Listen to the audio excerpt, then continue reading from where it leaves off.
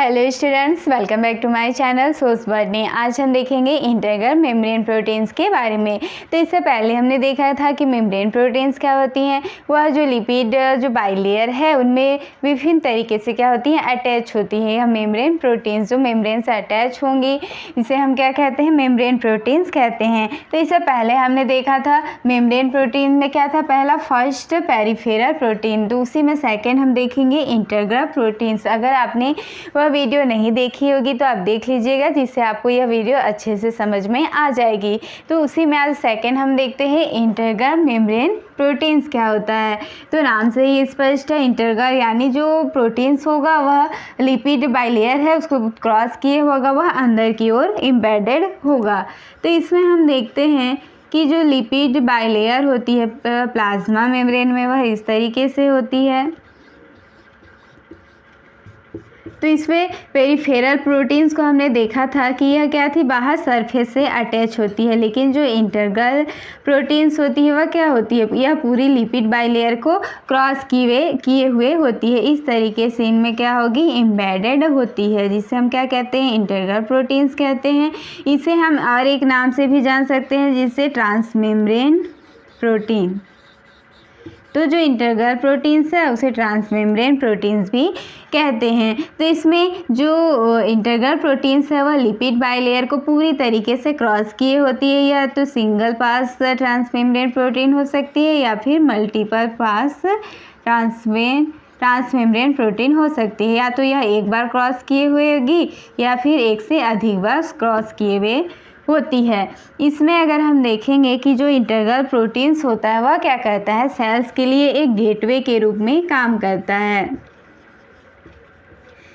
Gateway के रूप में जो भी आयंस होती है, न्यूट्रिएंट्स होती हैं और हार्मोन्स, ड्रग्स और जो भी लार्ज मॉलिक्यूल्स होती है उनके एंट्री और एग्जिट के लिए यह क्या होता है, एक गेटवे के रूप में काम करता है। इसके थ्रू ही यानी यह विभिन्न प्रकार के जो आयंस है, न्यूट्रिएंट्स है, जो वेस्ट प्रोडक्ट्स हैं, उन सभी के लिए एक एंट्री और एग्जिट रूट होता है। और यह जो इंटीग्रल प्रोटीन्स होता है वह परमानेंटली यानी स्थायी रूप से जो प्लाज्मा मेम्ब्रेन है उनसे यह जुड़ा हुआ होता है। और इसमें हम देखेंगे कि जो इंटीग्रल प्रोटीन्स होगा वह जो बाहरी इन्वायरमेंट होगा, यह जो सेल्स होंगे उसके बाहरी इन्वायरमेंट और सेल्स के अंदर एक कम्युनिकेशन के लिए रिस्पॉन्सिबल होता है। इंटीग्रल प्रोटीन्स में अगर हम देखेंगे तो जो इंटीग्रल प्रोटीन्स होता है वह क्या है, मेम्ब्रेन को क्रॉस किए हुए होता है। तो इनमें जो यह क्या होता है, इंटीग्रल प्रोटीन्स होता है। अगर लिपिड बाइलेयर में देखेंगे तो जो इंटीग्रल प्रोटीन्स है वह किस तरीके से क्रॉस किया होगा, यह लिपिड की बाइलेयर है और यह इंटीग्रल प्रोटीन्स जो लिपिड बाइलेयर को है उस तरीके से क्रॉस किया हुआ होता है। तो इनमें वह पोर्शन जो लिपिड बाइलेयर को क्रॉस किया होता है उसे हम क्या कहते हैं, ट्रांसमेम्ब्रेन सेगमेंट कहते हैं। Transmembrane segment. तो यह पोर्शन क्या होता है, हाइड्रोफोबिक होता है, क्योंकि यह यहाँ पे क्या है, हाइड्रोफोबिक रीजन होता है। यह लिपिड जो बाइलेयर्स है उनका यह हाइड्रोफोबिक रीजन है, तो यह जो सेगमेंट होता है वह भी क्या होगा, हाइड्रोफोबिक होगा। तो इसी तरीके से हम देखेंगे तो इन्हें तीन पार्ट्स में डिवाइड किया जा सकता है जो इंटीग्रल प्रोटीन्स होती हैं।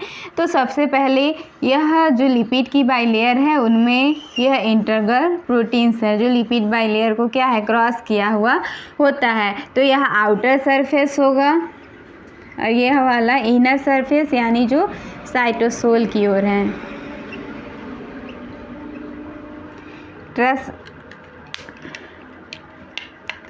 तो इसमें हम देखेंगे तीन भाग में यह डिवाइड होता है। तो इसे क्या कहते हैं, सबसे पहले जो बाहर की ओर होगा उसे हम कहेंगे एक्स्ट्रा सेलुलर डोमेन। यह वाला जो पार्ट बाहर की ओर है यानी जो आउटर बाहर की ओर में है तो वह क्या कहलाता है, extra cellular domain. Extra cellular domain. इसी में हम देखेंगे कि जो वह भाग जो लिपिड बाइलेयर को क्रॉस किया होता है तो उसे हम क्या कहते हैं, ट्रांसमेम्ब्रेन डोमेन। यह क्या होता है, हाइड्रोफोबिक होता है।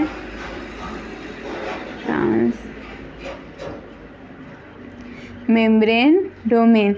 इसी तरीके से जो साइटोसोल की ओर वाला जो पोर्शन होता है उसे क्या कहते हैं, साइटोसोलिक डोमेन। डोमेन प्रोटीन का वह भाग होता है जो इनमें कन्फर्मेशनल चेंजेस कर सकता है। तो इसमें हम देखेंगे कि जो एक्स्ट्रा सेलुलर डोमेन है और जो साइटोसोलिक डोमेन है यह क्या होता है, हाइड्रोफिलिक होता है, क्योंकि यह क्या है, लिपिड मॉलिक्यूल्स के क्या होते हैं, हाइड्रोफिलिक हेड ग्रुप्स हैं, जिसकी वजह से यह क्या होता है, हाइड्रोफिलिक होता है। लेकिन जो लिपिड जो इंटीग्रल प्रोटीन्स का वह पोर्शन जो इसे क्रॉस कर रहा है उसे हम क्या कहते हैं, ट्रांसमेम्ब्रेन डोमेन। तो यह ट्रांसमेम्ब्रेन डोमेन क्या होगा, हाइड्रोफोबिक होता है। यह जो ट्रांसमेम्ब्रेन डोमेन होता है यानी जो ट्रांसमेम्ब्रेन सेगमेंट होता है वही प्रोटीन को इनमें होल्ड किए हुए होता है और यह आसपास इससे क्या होते हैं, लिपिड मॉलिक्यूल्स के कांटेक्ट में होती हैं। यानी इधर साइड में लिपिड मॉलिक्यूल्स हैं और जो ट्रांसमेम्ब्रेन सेगमेंट है तो है वही इस प्रोटीन को इनमें जो मेम्ब्रेन है उनमें क्या है, होल्ड किए हुए होता है। तो इसमें हमने देखा था कि जो मेम्ब्रेन प्रोटीन्स होती है उनमें क्या होता है, नॉन कोवेलेंटली इंट्रैक्शन होता है। तो नॉन कोवेलेंटली इंट्रैक्शन जैसे क्या हो जाएगा, hydrogen bond, electrostatic interaction, van der Waals interaction और हाइड्रोफोबिक अट्रैक्शन। तो इसमें जो इंटीग्रल प्रोटीन्स होती हैं वह क्या होती हैं, हाइड्रोफोबिक अट्रैक्शन और वैन डर वाल जो इंट्रैक्शन होती है वैन डर वाल, उसके द्वारा यह एक वैन डर वाल जो फोर्स है उसके द्वारा यह लिपिड मॉलिक्यूल्स के कांटेक्ट में होती हैं और उनसे जुड़ी हुई होती हैं। हाइड्रोफोबिक अट्रैक्शन और van der Waals force.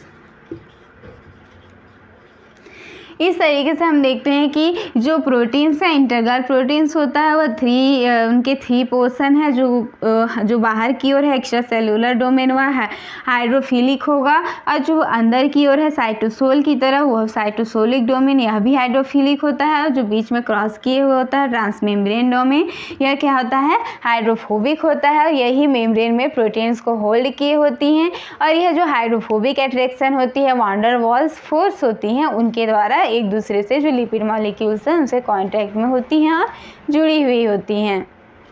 Integral membrane proteins में अगर हम देखते हैं तो ये क्या होती है, लिपिड बाइलेयर को क्रॉस करती है।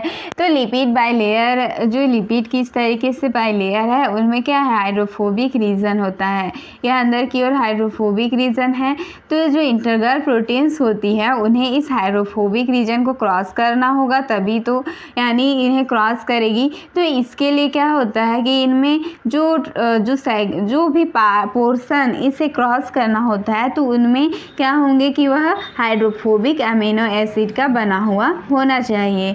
यह हाइड्रोफोबिक अमीनो एसिड का बना होगा तभी यह इसे क्रॉस कर पाएगी और इस तरीके से प्रोटीन को होल्ड किए हुए होगी। तो ये जो प्लाज्मा मेम्ब्रेन इनकी थिकनेस लगभग 5 nm तक होती है। तो इसे क्रॉस करने के लिए इनमें हाइड्रोफोबिक अमीनो एसिड्स का होना ज़रूरी होता है। अगर हम देखेंगे तो जो इनका ट्रांसमेम्ब्रेन सेगमेंट होता है, जो इंटीग्रल प्रोटीन्स होता है, यह इनका जो ट्रांसमेम्ब्रेन सेगमेंट है वह लगभग 20 से 25 जो हाइड्रोफोबिक अमीनो एसिड्स होती हैं उनका बना हुआ होता है और यह हमेशा क्या होंगी, सेकेंडरी स्ट्रक्चर में होंगी। और सेकेंडरी स्ट्रक्चर यानी जो अल्फा हेलिक्स है उसी फॉर्म में यह मेम्ब्रेन को क्या करती है, क्रॉस करती है। अल्फ़ा हेलिक्स के अलावा इनमें जो बीटा सीट वाली स्ट्रक्चर होती है वह लिपिड बाइलेयर को क्रॉस करती है। तो यह क्या होगी, रेयर, यानी यह रेयर है, बहुत ही कम यह देखने को मिलती है। यह जो अल्फ़ा हेलिक्स स्ट्रक्चर है इसी फॉर्म में जो प्रोटीन्स होंगी वह लिपिड बाइलेयर को क्रॉस करेंगे और यह क्या होता है, सेकेंडरी स्ट्रक्चर होता है। इसमें अगर हम देखेंगे तो यह 2 प्रकार के हो सकते हैं, single pass transmembrane protein, single pass transmembrane protein, और एक होता है मल्टीपल पास ट्रांसमेम्ब्रेन प्रोटीन। तो सिंगल पास और मल्टीपल पास क्या होता है, इसमें अगर हम देखेंगे कि यह लिपिड की जो बाइलेयर है उनमें जो इंटरगर प्रोटीन्स है वह एक ही बार इस तरीके से क्रॉस किया होगा, तो इसे हम क्या कहेंगे, सिंगल पास ट्रांसमेम्ब्रेन प्रोटीन कहेंगे। और मल्टीपल यानी क्या, एक से अधिक होगा, तो यदि जो प्रोटीन्स है वह इस लिपिड बाइलेयर को एक से अधिक बार क्रॉस की होगी, तो इसे हम मल्टीपल पास ट्रांसमेम्ब्रेन प्रोटीन्स कहते हैं। इस तरीके से यह एक से अधिक बार इस तरीके से क्रॉस की होगी, तो इसे हम क्या कहेंगे, मल्टीपल पास ट्रांसमेम्ब्रेन प्रोटीन्स कहते हैं। तो इनमें प्रोटीन्स को अगर हम देखेंगे तो प्रोटीन्स क्या होते हैं, अमीनो एसिड्स से मिलकर बने होती है और इनमें एक एन टर्मिनल इंड होता है और एक सी टर्मिनल इंड होता है।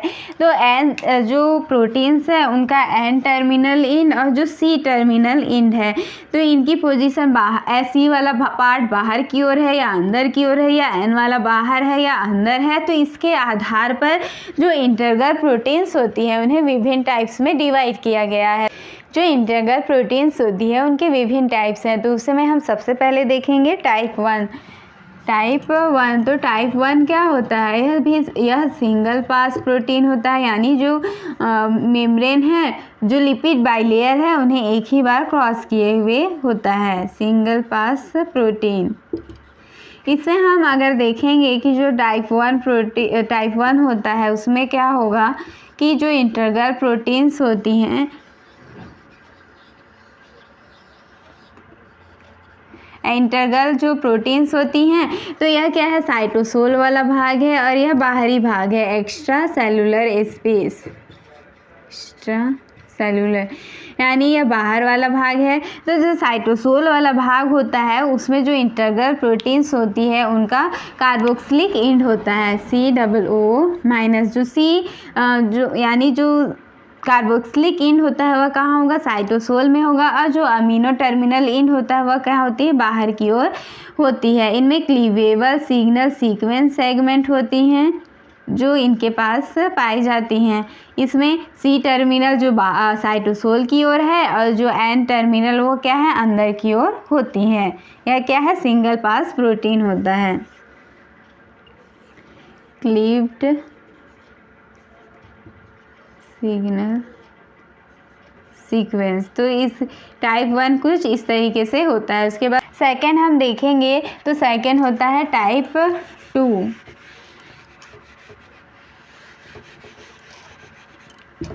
टाइप 2 में अगर हम देखेंगे तो टाइप 2 क्या होता है, यह भी सिंगल पास ट्रांसमेम्ब्रेन प्रोटीन है जो कि जो लिपिड बाइलेयर है उसे एक ही बार क्रॉस की हुई है, ट्रांसमेम्ब्रेन प्रोटीन। तो इसमें हम देखेंगे कि जो टाइप 2 होता है वह टाइप 1 के जस्ट अपोजिट होता है।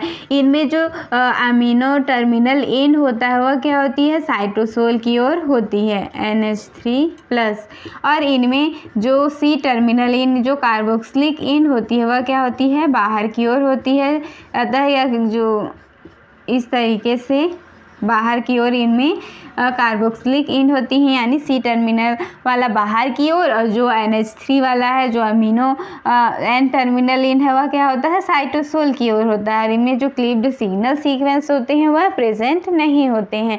तो इसे इस तरीके से याद कर सकते हैं कि यह टाइप 1 का जस्ट क्या होगा, अपोजिट होता है। टाइप 3 में अगर हम देखेंगे तो इनका जो अमीनो टर्मिनल ग्रुप होता है, जो एन टर्मिनल है एंड है, जो अमीनो टर्मिनल एंड है वह क्या होता है, बाहर की ओर होता है। यह ज़्यादा लॉन्ग नहीं होते हैं, 3 to 5 अमीनो एसिड्स के ही बने हुए होते हैं। और इनमें जो कार्बोक्सिलिक एंड होता है, सी टर्मिनल वाला एंड जो होता है वह क्या होता है, साइटोसोल की ओर होता है। और जो टाइप 3 हम देख रहे हैं, तो जो टाइप 3 होता है वह भी सिंगल पास ट्रांसमेम्ब्रेन प्रोटीन होता है। इंटरगर प्रोटीन में टाइप 1, टाइप 2 और टाइप 3 हमने देखा। उसके बाद इसमें चौथा हम देखेंगे, चौथा क्या होता है, यानी फोर्थ होता है tail anchored protein. Tail anchored protein, इसमें अगर हम देखेंगे तो क्या होता है कि इनका जो अमीनो टर्मिनल एंड होता है वह क्या होगा, साइटोसोल की ओर होगा। इस तरीके से जो इनमें अमीनो टर्मिनल एंड है वह क्या होंगी, साइटोसोल की ओर होंगी, और जो इनका सी टर्मिनल एंड होता है वह क्या होता है, इस मेम्ब्रेन में ही एम्बेडेड होता है। यह इस तरीके से जो मेम्ब्रेन यानी जो लिपिड बाइलेयर है उसी में इस तरीके से क्या होगा, कार्बोक्सिलिक एंड एम्बेडेड होता है। और जो अमीनो एंड होता एंड टर्मिनल एंड है वह क्या होगी, साइटोसोल की ओर होती है, साइटोसोल की ओर प्रेजेंट होती है। इसी में जो इंटीग्रल प्रोटीन है उसी में हम पांचवा हम देखेंगे। तो पांचवा क्या होता है, type 4 transmembrane type 4 integral proteins,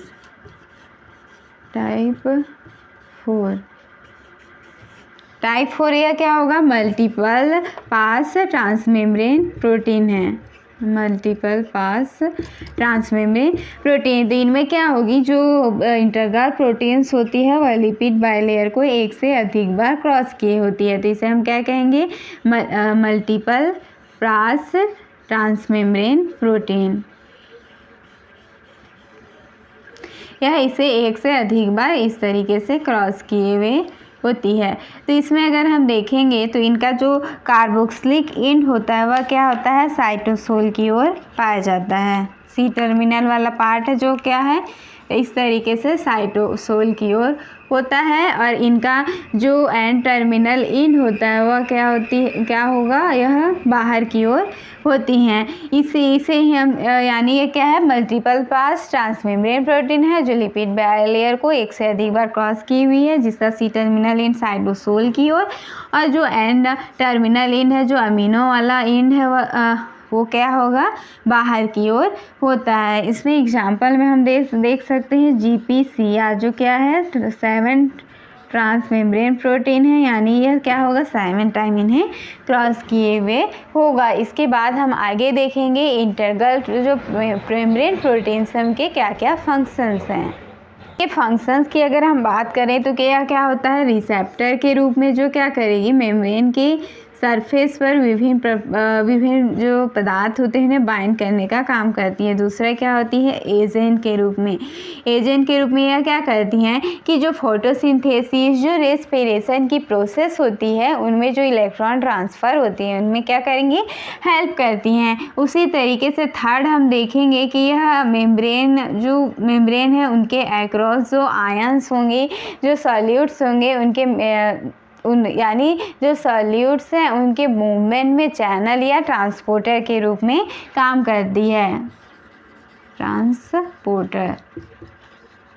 एक गेटवे के रूप में जो विभिन्न प्रकार के जो आयंस होंगे, जो वेस्ट प्रोडक्ट्स होंगे, जो न्यूट्रिएंट्स होंगे, ड्रग्स हो सकते हैं, जो हार्मोन्स होती हैं, लार्ज मॉलिक्यूल्स होती हैं, उनके क्या करती है, एग्जिट एवं एंट्री रूट्स के रूप में कार्य करती है। एग्जिट, एंट्री, रूट्स, इन्हीं से होकर जो भी पदार्थ होंगे वह क्या होंगे, सेल्स के अंदर जाते हैं। इसके अलावा हम देखेंगे तो यह क्या होती है, जो सिग्नल ट्रांसडक्शन की प्रोसेस होती है उनमें भी इम्पॉर्टेंट रोल प्ले करती है। और जो भी एंजाइम्स, लिंकर्स, चैनल्स, ट्रांसपोर्टर्स के रूप में एवं विभिन्न प्रकार की जो प्रोसेस होती है उनमें क्या होती है, डायरेक्टली या इनडायरेक्टली रूप से इन्वॉल्व होती है। इसके बाद हम नेक्स्ट वीडियो में देखेंगे कि जो लिपिड एंकर्ड प्रोटीन वह क्या होता है। आई होप यह वीडियो आपको अच्छी लगी होगी, तो प्लीज़ मेरे चैनल को सब्सक्राइब कर दीजिएगा। इसकी जो PDF है उसका लिंक आपको डिस्क्रिप्शन में मिल जाएगा, आप वहाँ से जाकर डाउनलोड कर सकते हैं। आप टेलीग्राम और इंस्टाग्राम से भी जुड़ सकते हैं, इसका लिंक भी डिस्क्रिप्शन में दिया हुआ है। Thanks for watching.